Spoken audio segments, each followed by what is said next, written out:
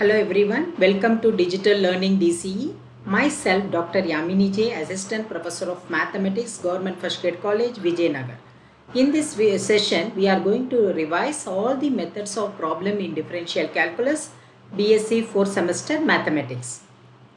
In differential calculus, we have three important types of problem. In that, first one is Taylor's theorem for a function of two variable.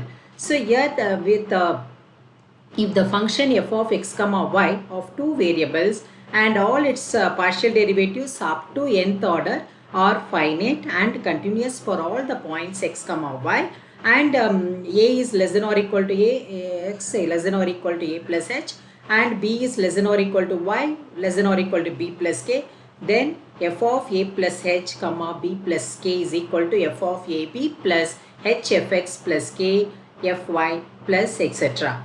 So here all the partial derivatives involved are at the point a comma b. If a plus h is equal to x, b plus k is equal to y, then h is equal to x minus a and k is equal to y minus b.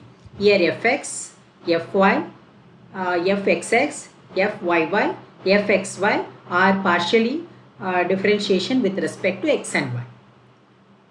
The above expression become f of x comma y is equal to f of a comma b plus x minus a fx of a comma b plus y minus b fy of a comma b plus x minus 1 whole square by 2 factorial fxx of a comma b plus x minus a into y minus b fxy of a comma b plus y minus b whole square by 2 factorial fyy of a comma b plus etc. It's going on.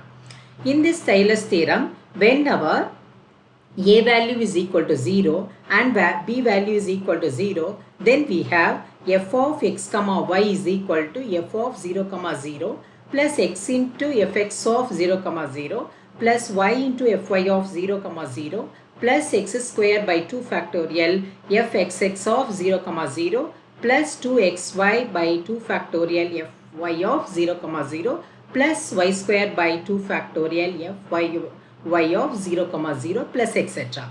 This series is called Taylor's series about the origin or Maclaurin series for f of x comma y function.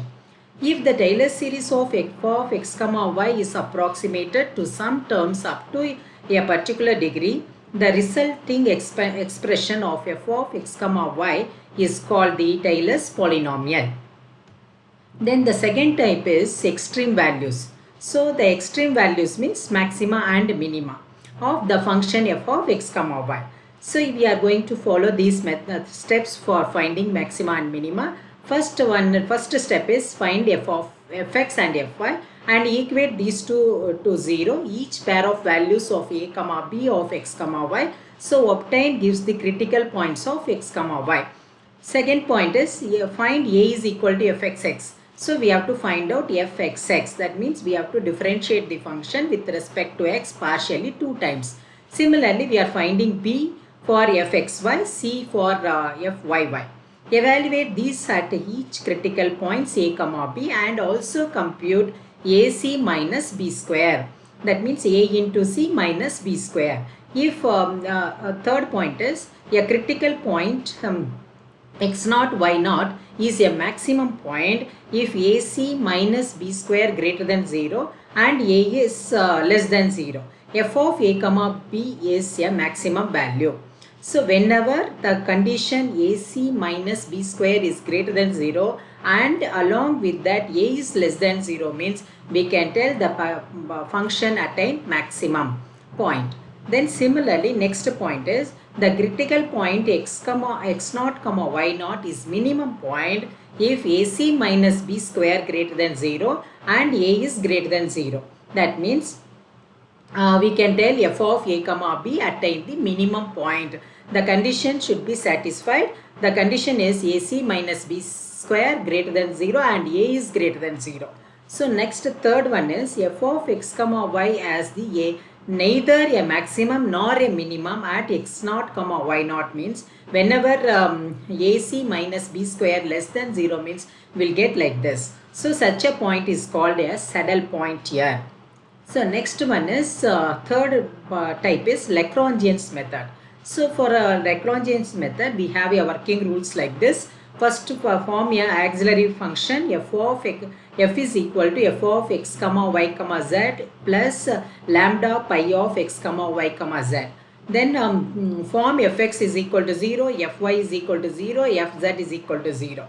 Solve for x, y, z and lambda. From the equation fx is equal to 0, fy is equal to 0, fz is equal to 0 and pi is equal to 0. We are taking means we will get the values.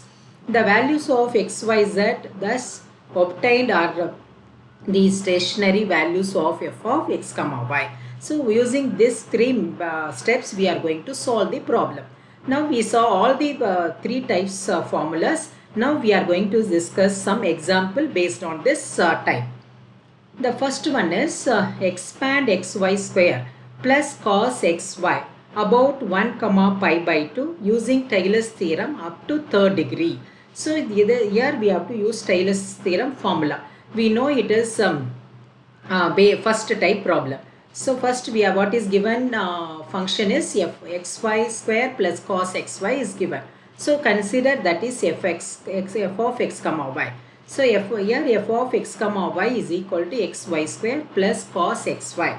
So now we are going to substitute the given points. Here given point is x is equal to 1 and y is equal to pi by 2. Substitute these values for in f of x, we will get f of 1 comma pi by 2 is equal to. So if you substitute the x value is 1 and y value is pi by 2 means then f of x comma y become pi square by 4. Next one we have to go for a partial derivative with respect to x. So we have to find out fx. First we will find out all the partial derivative, then we will go for the substitution of the points. Okay, first I will explain all the derivative. So from f of x comma y we want to find out fx. That means we want to differentiate the function with respect to x partially. So what will happen now? X y square become only y square first term. Because differentiation of x is 1. Partially with respect to x we are doing, so we are consider y is a constant. So x y square become now only y square. Then second term cos xy. Cos xy if you differentiate you will get minus sin xy. Then x into y is there. So in that if you differentiate using the chain rule we will get only y, x become 1. That's why fx of x comma y is equal to y square minus y sin xy we are getting. Next one is fy. That means we want to differentiate the function f with respect to y. So then the first term is x y square is there. So we are differentiating with respect to y partially. So what will happen? X is a constant. We will keep it as it is. Y square if you differentiate you will get 2y. That's why that first term become 2xy minus the cos xy differentiation is minus sin xy. That's why we are getting minus in the second term. Then xy is there, in that we are differentiating with respect to y means only remaining is x. That's why minus x into sin xy we got for fx, fy second term. So now fy is equal to 2xy minus x into sin xy we got. This is first order, that means first time we are differentiating with respect to x and with respect to y, the function given function. So we got fx and fy. If we are differentiating partially with respect to x means we will get fx. We are differentiating partially with respect to y means we will get fy. Now we are going for fxx. Fxx means we want to differentiate the function fx one more time with respect to x partially. That's why we are taking fx values here. Fx values are y square minus y sin xy. So y square minus y sin xy we are differentiating with respect to x again, means the first term we don't have any x, so we have to consider that is a constant, so we are getting it is 0. Then only thing we have to differentiate the second term. In that minus y is a constant, we have to keep it as it is. Only sin xy we have to consider. So with respect to x we are differentiating, means sin differentiation is cos. So sin xy differentiation is cos xy into one more y we will get using the chain rule. So my y into y square. That's why we are getting fxx is minus y square cos xy. So the we are differentiating with respect to x partially. That's why we are consider y term is a constant term. So with respect to x only we have to differentiate. Now we are going for fxy. Fxy means we can take the fx value. We have to differentiate with respect to y now.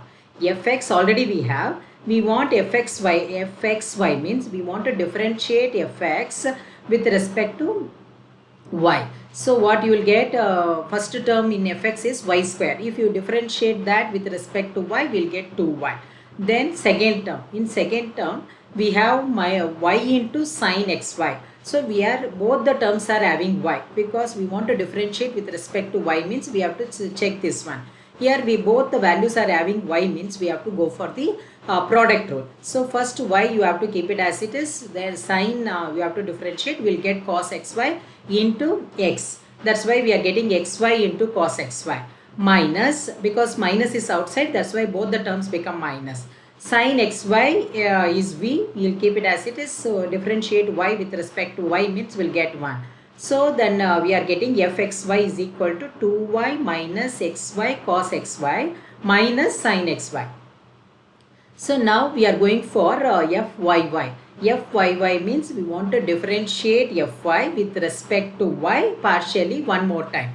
So what you will get, already we have 2xy. I'm differentiating with respect to y means we will get only 2x minus x is a constant, keep it as it is because we are differentiating with respect to y. So sin xy is cos xy. Using the chain rule we will get one more x also. So that's why the second term of fyy is minus x square into cos xy we have. So now we are going for again the third derivative, that means fxx. Means we want to differentiate fxx one more time with respect to x partially.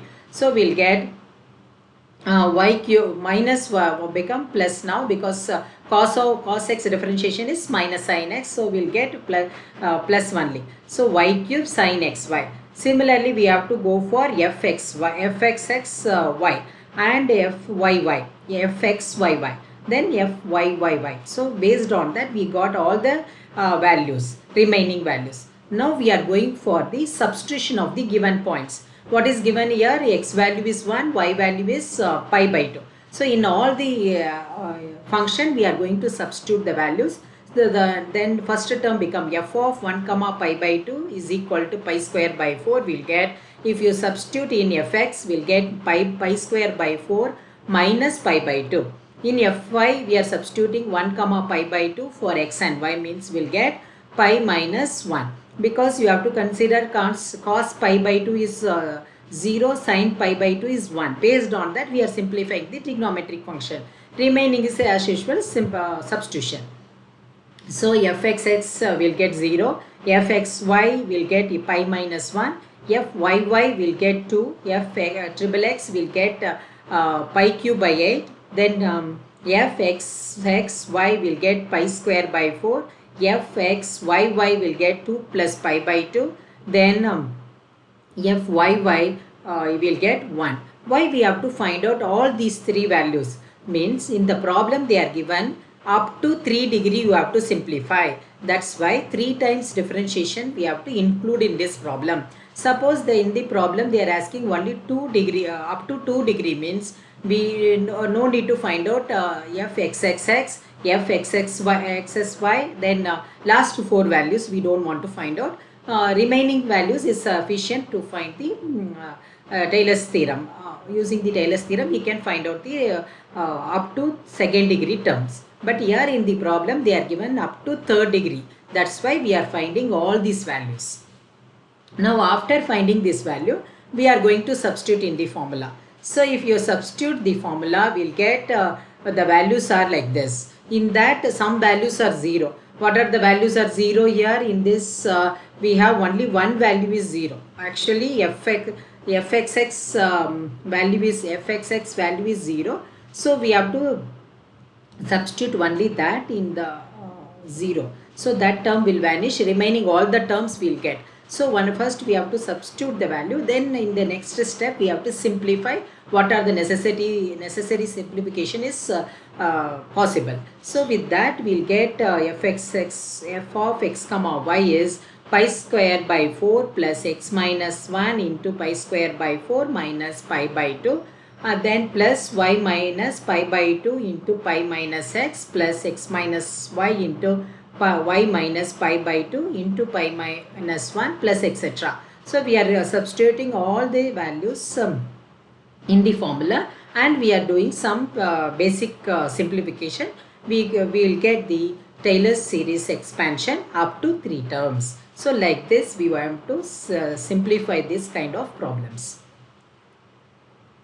Next problem is, find the extremal value of f of x comma y is equal to x cube plus y cube minus 3x minus 12y plus 20 is given. Extreme values means we know we have to find out minimum value as well as maximum value. So we have a procedure for that.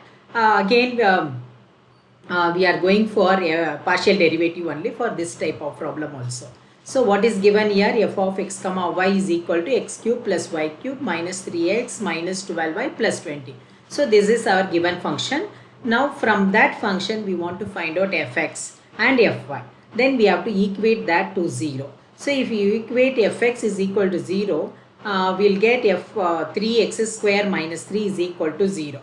Because we fx we are getting only 3x square minus 3 is equal to 3 value will get. Equate to 0 means we'll get x square minus 1 is equal to 0. Same procedure we have to find out fy. That means we have to differentiate partially with respect to y. The given function will get fy. Fy is 3y square minus 12. So then we have to equate that one to 0 means we'll get y square minus 4 is equal to 0. So from this we want to find out x value as well as y value. So x square minus 1 is equal to 0 means x is equal to plus or minus 1. Similarly y square minus 4 is equal to 0 means y value is plus or minus 2. Therefore the critical points are, so we have 4 set of points now. Because x value is 2, y value is 2. Whenever x is positive, that means plus 1, we have to compare y value, compare with y value. We have y value also 2. So that's why we have the critical points are 1 comma 2, 1 comma minus 2, minus 1 comma 2 and minus 1 comma minus 2. So we have 4 critical points are here. So based on the maxima and minima procedure, we have to check which point gives maximum value for the function, which point is giving minimum value for this function. We are going to check. So for that we are going to find out fxx, fyy, fxy. So if for finding the value, we are in all the place we are not able to substitute that fxx, fyy, y. So that's why we are consider a, b, c here. So if you consider a, b, c, we have to check the condition. What condition we have to check? First we have to finding the ac minus b square. So ac minus b square means we want to multiply 6 a into c. So a is 6x, b, c is 6y. So if you simplify that, we'll get ac is 6x into 6y minus what is our b value? B value is 0. So b value is 0 means we'll get only 36xy. So ac minus b square we are getting 36xy. So now we are going to substitute the points in this. So first thing we have to check these points are greater than 0 or less than 0 or equal to 0, like that we are going to check. So what is our given point here? Not given point, for the critical points. So the points, critical points we have 4. We are going to check one by one. Whenever the point are 1 comma 2, we have ac minus b square is 72. Substitute in 36xy, we are substituting x value as well as y value. So at 1 comma 2, ac minus b square is equal to 72. So 72 positive value we got, that's why it is greater than 0. Then we have to check a value. What is our a value? 6x. In that x value is 1, we are substituting. So what will happen? A is 6, that is also greater than 0. Similarly, for 1 comma minus 2, we have to check the condition. So AC minus B square will get minus 72 for this point. So that is less than or equal less than 0. And A is greater than 0 for that also. Then we are going for third critical point, that is minus 1 comma 2. So minus 1 comma 2 gives AC minus B square is equal to minus 72, that is less than 0, and A is equal to minus 6, that is greater than 0. So the last critical point is minus 1 comma minus 2. Whenever the point is minus 1 comma minus 2, AC minus B square is positive value we got, that is plus 72 we got, that is greater than 0, and A is minus 6, that is less than 0. So in this, at 1 comma 2, that is first point, we that point is satisfying AC minus B square greater than 0 and A is greater than 0 condition. So this is the condition we have for minimum. That's why that point gives some minimum for the function f of x comma y. Then we have to find out in what is the minimum value of that point. So that's why we are going to substitute 1 comma 2 in f of x comma y. So if you substitute f of x comma y is equal to f of 1 comma 2, we'll get the value is 2. So that is the minimum value of the given function f of x comma y. Similarly, we are going for minus 1 comma minus 2. So that point gives AC minus B square is greater than 0 and A is less than 0. So this is the condition we have for maximum. So therefore f of x comma y as a maximum at minus 1 comma minus 2, and the maximum value if you need, we have to substitute the same point in f of x comma y. So if you substitute, we'll get the value is 38. So the maximum value is for this function is 38 and minimum value of this function is 2 we got. So the remaining points are there here. So what are the remaining points we have? In the critical points we are taken 1 comma 2, that gives the minimum value. Then we are taking minus 1 comma minus 2, that is that gives maximum value. So the remaining values are 1 comma minus 2 and minus 1 comma minus 1 comma minus 1 comma 2. And in that what is the problem we have? We have AC minus B square is less than 0 we got. So second point and third point are giving less than 0. So are called saddle points here. It is not satisfying our condition of maximum or minimum. That's why we are considered that points are saddle points are. Saddle points for that. So like this we have to simplify the extreme values problem. So first we want to find out critical points. That is very important. So with that only we can decide which point gives maximum value for f of x and which point is giving minimum value of f of x. So that 2 points are called extreme values of the function. The next one is find the extreme values of x square plus y square subject to the condition 2x square plus 3xy plus 2y square is equal to 1. Let f of x comma y is equal to x square plus y square. So we have to consider the extreme value of the function, whatever is their function is given, that we have to consider f of x comma y, that is x square plus y square. Then subject to constraint, we have to consider another function, that is pi of x comma y is 2x square plus 3xy plus 2y square minus 1 is equal to 0. So now we are going for the formula, Lagrange's formula, that is f of x comma y is equal to f of x comma y plus lambda pi of x comma y. We know the steps of Lagrange's method. So we are taking the first step. So in that we are substituting both the values with lambda. So now we are finding fx and fy. That means we want to differentiate f with respect to x partially, we'll get fx. Similarly, if you differentiate with respect to y partially, means we'll get fy.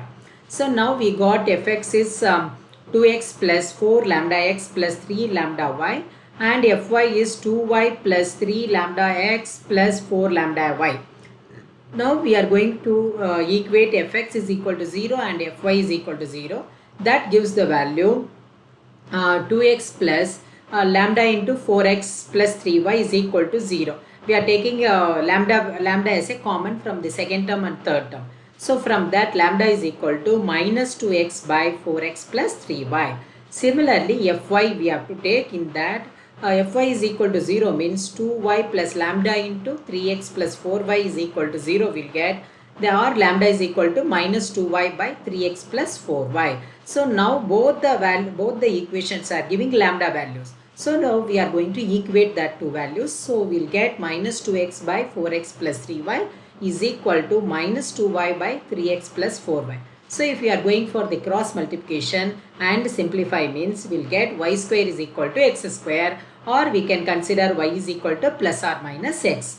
Now for the value of y is equal to x, we are going to find out the x value, x and y. Similarly for y, y is equal to minus x, we are going to find out the values. Now y is equal to x first we are considering. So in 2x square plus 3xy plus 2y square is equal to 1.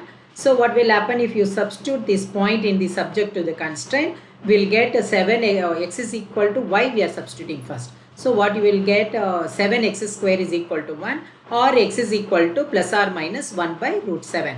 After finding the y value, we have x value and y value. We have to substitute that points in subject to the constraint. Condition. Subject to the condition is here 2x square plus 3xy plus 2y square minus 1 or equal to 1 we can take.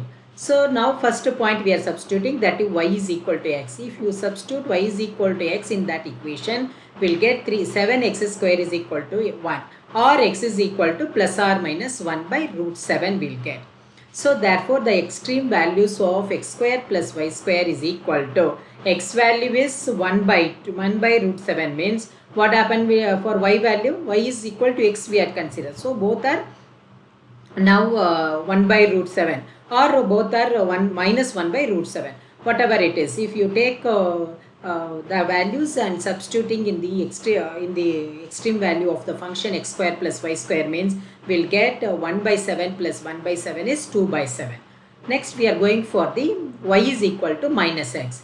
If you substitute y is equal to minus x in the subject to the constraint, 2x square plus 3xy plus 2y square is equal to 1, we'll get x square is equal to 1, then x is equal to plus or minus 1. So whenever y is equal to minus x, if x is plus 1 means y is minus 1 will get, then x is minus 1 means y is plus 1 will get. So then therefore that extreme values of x square plus y square is, we are substituting x is equal to any point we can substitute. So both will give 1 plus 1 because whole square is there. So 1 plus 1 is equal to 2. So using y is equal to x, we got the extreme value is 2 by 7. Using the condition y is equal to minus x, we got extreme value is 2. So thus the required maximum and minimum values of x square plus y square are 2 and 2 by 7. So with the simplification of Lagrange's method, we got maximum value as well as minimum value for the given function. So this is the third type problem we have in the differential calculus. So all the three types with one example we will explain in this session. So I think with this you can understand the differential calculus part clearly. Thank you very much for watching this video.